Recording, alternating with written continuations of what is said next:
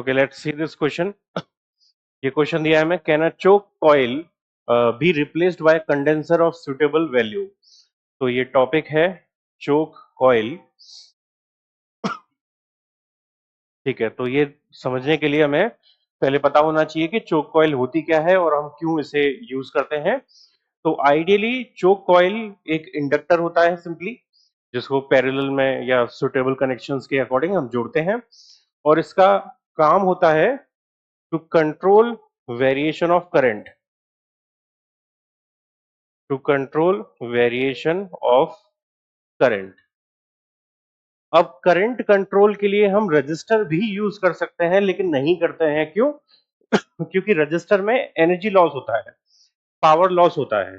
तो power loss होता है, इसलिए इंडक्टर में पावर लॉस नहीं होता है, क्योंकि यहाँ पे रेजिस्टेंस जीरो होती है अगर आइडियल केस लें तो। और प्रैक्टिकल केस लें तब भी जो इसकी रेजिस्टेंस है वो जीरो तो नहीं होती, लेकिन बहुत लो होती है, तो पावर लॉस मिनिमाइज हो जाता है, बहुत ज्यादा कम होता है। तो ये हम प्रेफर करते हैं एक रजिस्टर की जगह पर।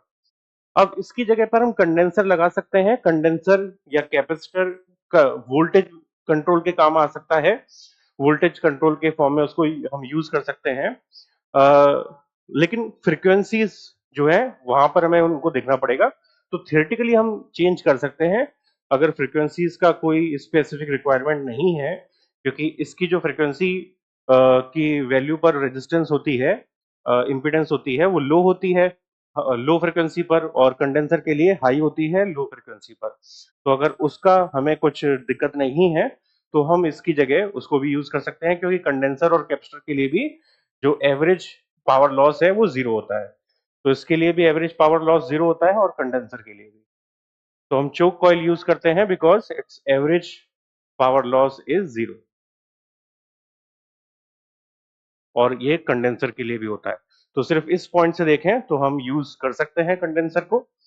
ठीक है, प्रैक्टिकली कुछ दोनों में डिफरेंसेस है, तो हमें जैसी रिक्वायरमेंट है उसके हिसाब से हम चोक कॉइल यूज करते हैं। लेकिन थियोरेटिकली अगर सिर्फ पावर लॉस के पॉइंट ऑफ व्यू से देखें तो कंडेंसर को भी यूज किया जा सकता है।